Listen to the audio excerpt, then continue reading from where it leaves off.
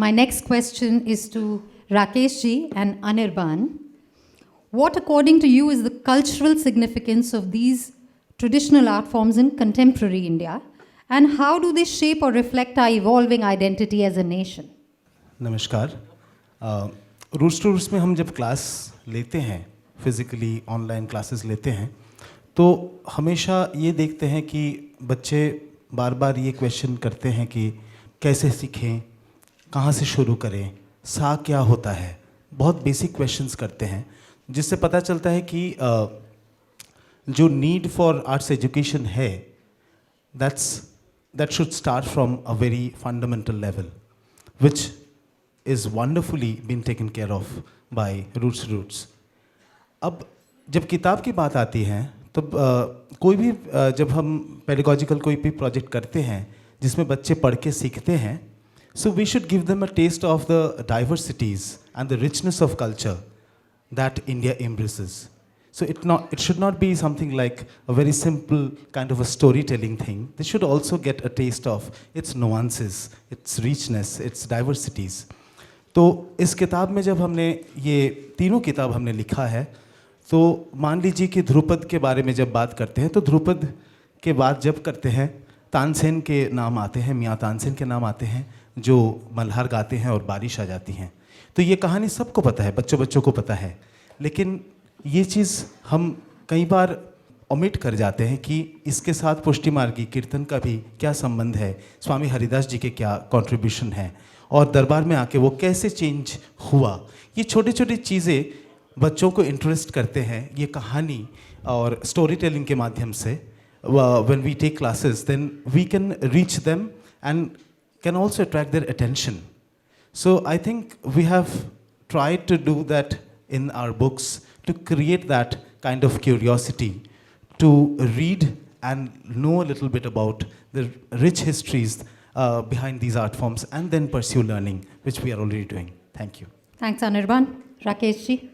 I also have a story like her. So when I was doing a studio session, a director's son came and asked me, "Uncle, what is this instrument called?" So I was a little surprised. I said, "What is your name?" So he told me some Anil or something, and I said, "आपके घर में मंदिर है?" बोले है। कौन कौन से भगवान है? बोले गणपति है, कृष्णा है, ये है, वो है। मैं बोला कृष्णा के हाथ में क्या है? वो पता नहीं। मैं बोला वो गन्ना नहीं खा रहे हैं, वो फ्लूट है।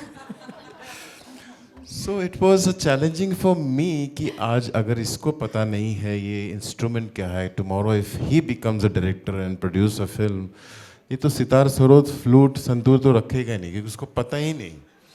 So थोड़ा रिसर्च करने के बाद, keeping the same classical music in mind, it's like the same wine and new bottling. So मैंने एक फ्यूजन एल्बम किया।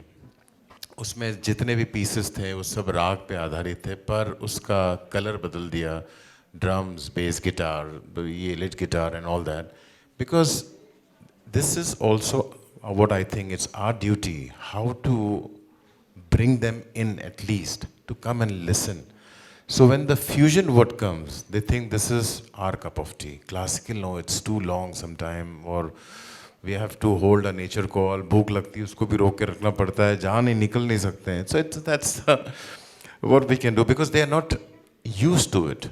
उनको वो पता नहीं कि इसको अप्रिशिएट कैसे करना. ठीक है, but they are intelligent, they are smart. If they like the sound of the flute or the playing of the any musicians or whatever, I have seen the same faces in my classical concert. So I think this is our duty also, how to present our music in a different ways, which is possible, keeping the source intact. We can give a different color to it. ये एक हिंदुस्तानी music हमारे classical को ये ability है और ये आज्ञा भी है कि आप करो, राग को छेड़ो मत, उसको कोई भी कलर दो, whatever covering, don't change the book, but you can play around with it. And it should be innovative, क्योंकि हमारा जो शास्त्रीय संगीत नॉर्थ इंडियन है वो it's fully improvisation. So sky is the limit. एक बार आपको राग पता चल गया, उसके बाद your practice and your skills, you can, easily show it on, you can show off on stage if you have that ability.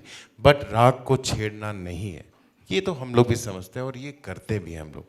But बहुत लोग को ये भी लगता है कि फ्यूजन सुनने के बाद अरे यार classical music in the wrong hands.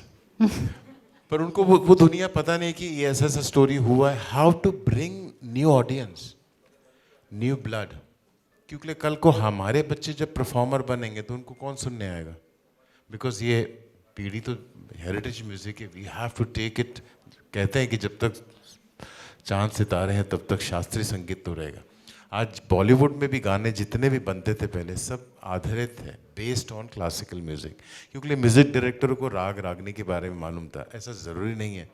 आज AI आ गया है, इतना हो गया, पर 8वां सुर कोई पैदा नहीं कर पाया. Well said. So it's our duty. We are doing our best to do it, and your people are taking it further. Thank you. Thank you.